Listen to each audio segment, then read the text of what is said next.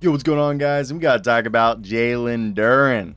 Let's break this down because I think this is actually, if I could speak, a pretty defining situation here in Detroit. And it's centered entirely on Jalen Duren. Obviously, Cade Cunningham is the franchise centerpiece and the man who has MVP potential. Someone that I said since he was drafted and even before during the pre-draft process, as I was able to see him during that COVID season when I was a undergraduate student at the University of Kansas.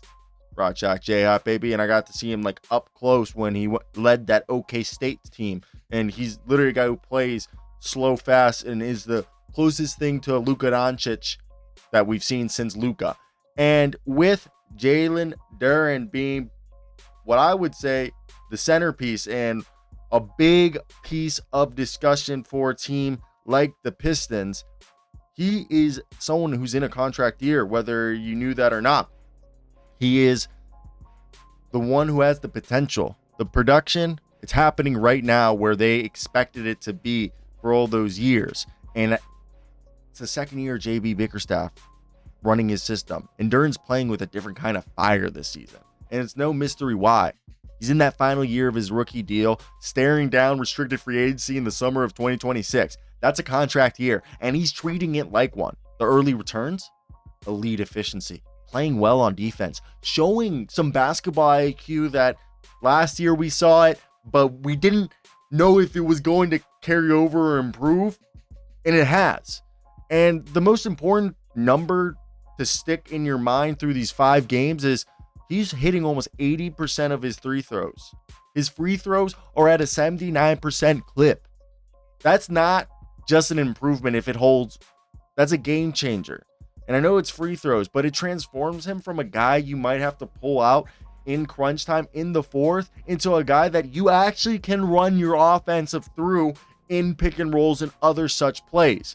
JB Bickerstaff, who took over the reins in July 2024, has built his system from the inside out. He's leveraging Jalen Duren's physicality. This man has a huge body. Like, since he came into the league at like 18, he's had a man's body. And he's using that physicality to create offense and open up the floor for the perimeter core of Cade Cunningham, Ausar Thompson, Jaden Ivey, and the shooters and Karis LeVert, Duncan Robinson. Like, they're doing this with inverted spacing, which we talked about before, is using a pick and roller like a Jalen Duren will allow the defense to then collapse onto the roller as he attacks the basket, which then creates space for the perimeter. And this isn't by accident, it's by design, as we just mentioned. And the immediate financial consequences because of Duren's role in health, playing 78 games last season and logging 41 stats over the last 2 campaigns, he's officially triggered the NBA starter criteria. That bumped his 2026 qualifying offer up to $9.6 million. Based on that current trajectory, his market value in restricted free agency is probably projecting towards $30 million per year range cap. I think they would want to probably get him closer to a $20 to $25 million year and yearly average annual value. And I think that's just something you have to look. And the proof is in the pudding, which is the win column. The 44 win season and playoff berth last year, that was built on the back of Cade Cunningham. And, obviously Jalen Duren was a part of that 2-man game. And keeping Duren isn't an option. It's a necessity, in my opinion, for them becoming a consistent playoff team. And I'm not just saying that because their franchise player, Cade Cunningham, has publicly endorsed the fit, which that does matter. As I take a sip of coffee, I want to hear your thoughts down below in the comment section. What do you guys think of this? Do you guys agree? Should they keep Jalen Duren? I honestly think they should, unless they have an opportunity to get a top 10 center. Sign and trade him, do whatever you do. If you have the opportunity to get a better player, a more elite guy who's going to be able to come in and be a better player, a better fit than Jalen Duren for the same price, if not a little bit more, I understand, okay? But if you don't have a better option, don't let the guy walk. Let me hear your thoughts. Hit that like and subscribe button and help out the channel a ton. And go check out my work at hoopshype.com. It's the start of November. College basketball starts very soon. And you guys know that means mock draft coming out. And I'll have it up here, the second one of the season, very soon. So let's talk about the mechanics of the restricted free agency.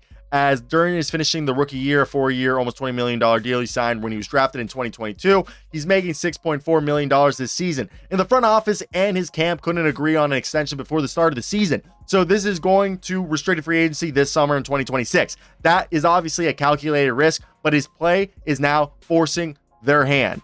And that starter criteria trigger that I mentioned earlier, it officially raised his qualifying offer from $8.9 million to $9.6, which, to extend that qualifying offer, it's a formality that gives the Detroit Pistons the right to match any offer sheet he signs. And based on expert models with his production cap space available in 2026, he's going to be able to command over $20 million a year. As we mentioned, he's probably the max 30.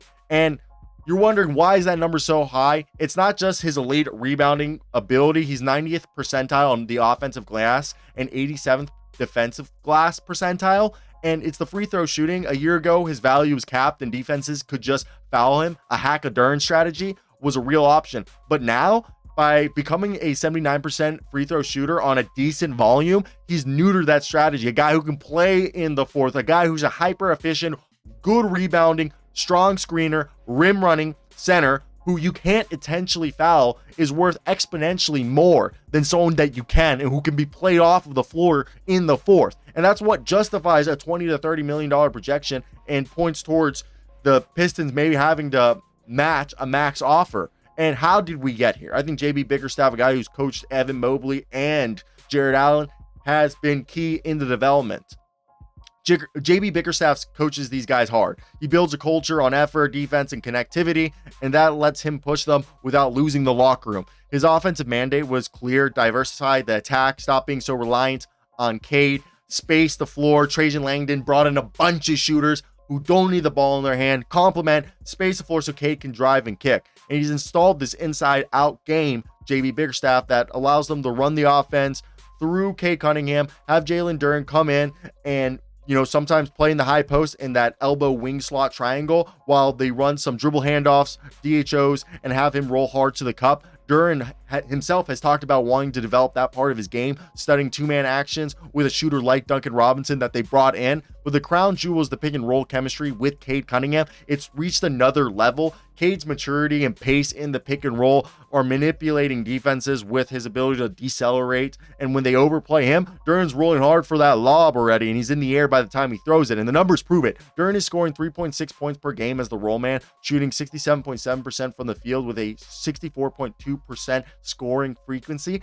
That gravity Duren creates by rolling hard collapses the defense. That's what creates the driving lanes and cutting opportunities for guys like Ausar Thompson, helping to cover for a developing outside shot. That is called inverted spacing that we mentioned earlier. And Duren is key in unlocking the entire offensive ecosystem that JB Bickerstaff is trying to run. And let's be clear, the biggest leap in his game is just the basketball IQ, the free throw shooting, and understanding and having the feel of knowing what to do. This has changed everything for them. He's been volatile before, 61% from the free throw line as a rookie, up to 79% year two, then back down to 67% last season. But now, if he's locking in at 80%, this isn't a fluke, and it's shown since January of 2025, he's been at 78%, and even more the volume. He's gone from 3.1 free throw attempts last season to 5 free throw attempts per game. That basically means he's getting fouled 2 to 3 times a game, and that makes him unguardable in the paint. He's so strong and quick and athletic, defenders have to choose, give up a dunk or commit a foul.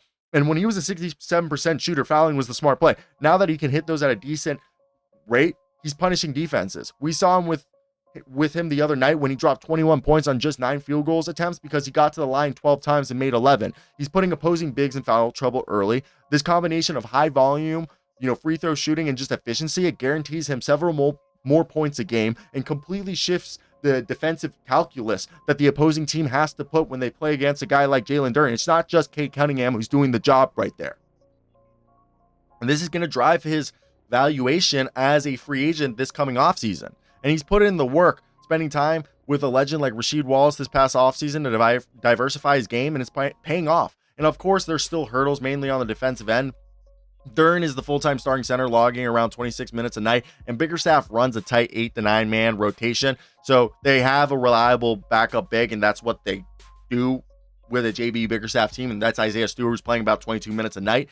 And this leads to a strategic split. Plus, they can play with each other because Stewart's able to space the floor. The biggest thing with Duren, and it's always been the biggest thing, is foul trouble. He gets into quick fouls, picks up moving screens, and has gotten teed up. Stu is the stabilizer, even though that's crazy to say because Stu also gets a bunch of techs and he's kind of crazy. But he builds a wall, affects shots without fouling, and he maintains the defensive integrity that is the cornerstone of Bickerstaff's philosophy, even though he's a crazy psychopath at times and gets teed up just as well. Duren just has like these, not low IQ, but like dumb IQ plays that you don't want him to have.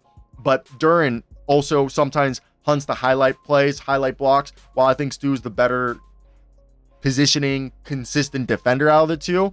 But Bickerstaff, being a defensive-minded coach, has experimented with lineups we've seen this year, last year, some 1-3-1 and 3-2 zones, looking to use their length and confuse offenses. And I think it could be a tool. It's unpolished right now, and I think they're able to take advantage of something. But what I think they are going to have to look at, as some teams are able to pick apart the zone with corner threes, something that they could have in their bag for later. Now, the reality is Duren is not yet a defensive anchor, like an interior defender that people are afraid of. And the numbers last season showed that they were actually better on defense when he was off the floor. And his rim protection metrics are just average, 54th percentile. And to really be like a top 15 starter, he's just going to be more consistent on the defensive end. And that's going to lead to him being better paid in the offseason. He needs to stop biting on pump fakes, use his strength to contest verticality, and to improve his footwork on the perimeter. I think the work with Rasheed Wallace was exactly what they wanted, to work on his switchability and move his feet better. And that's obviously the next frontier of his game to work on. So last season, they were a 44-win team, and a playoff win validated their path to being a team that I think the next step that President Trajan Langdon is betting on is the internal development continuity and the I say continuity, but continuation is what we want to say, as I can't speak, are hoping that he kind of becomes the X factor that they want, a dominant interior force that lets them build. And we've seen the 18 offensive rebounds in an early game leading to a 30 second chance points.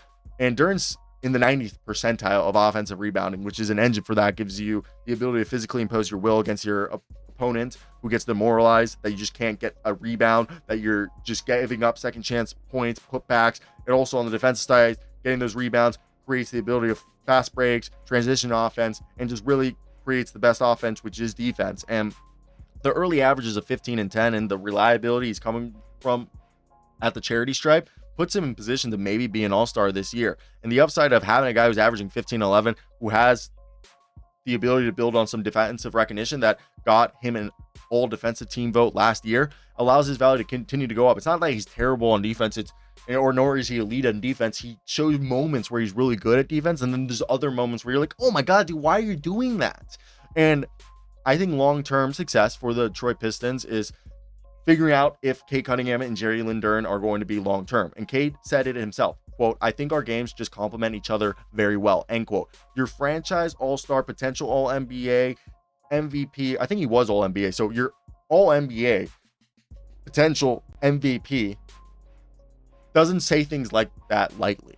Duren is the ideal pick-and-roll partner and interior presence for your franchise cornerstone. Letting him walk for nothing in 2026 or failing to match up a competitive offer would blow up a foundation that JB Bickerstaff and Trajan Langdon inherited and have built upon. The risk of not extending him early is over. Now they're going to have to probably pay a premium to keep him. In conclusion, here's what I think has to happen. For Jalen Duren, he has to continue to lock in on defense. He's got to get rid of that foul trouble and like technicality that he needs to just get rid of those habits and become a better rim protector. Not that he needs to be an elite defensive player of the year, but be good, a guy who's looking like an all defensive type of guy who anchors that side of the ball, and then offensively just continue to be efficient. And I think the offense is there. The defense is the final piece to becoming a complete player for this team. And if you're the front office, you're on the assumption that he's going to be making over 20 million plus per year offer sheet in the 2026 offseason. So you're going to have to match that or figure out a way to find a different player to replace him, or do something that is imperative to maintaining your core synergy and keeping Cade Cunningham in the most optimal situation.